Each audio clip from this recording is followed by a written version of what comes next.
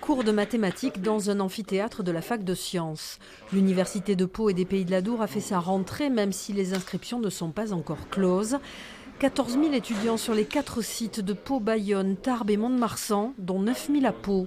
Des étudiants dont l'administration prend soin avec tout un dispositif d'aide, notamment sociale, la présence de médecins et de psychologues, ainsi que des activités culturelles et sportives, tout pour étudier dans de bonnes conditions. Comment un étudiant peut-il correctement, avec efficacité, suivre ses cours et obtenir un résultat s'il est dans une situation de précarité psychologique, matérielle, sociale? Ce n'est pas envisageable.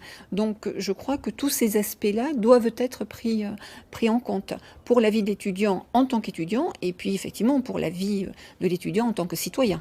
Mais surtout, l'année se présente sous le signe de l'inflation et de l'augmentation du prix de l'énergie. L'UPPA compte 130 000 mètres carrés de bâtiments à chauffer sur ses 4 sites. Certains sont neufs ou rénovés, mais d'autres sont de véritables passoires thermiques. La facture s'annonce salée pour cet hiver.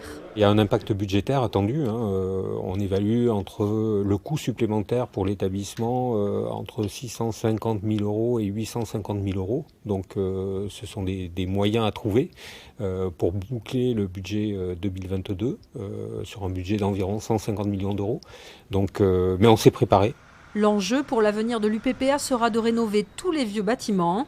En attendant, étudiants et professeurs devront mettre des pulls dans certaines classes cet hiver.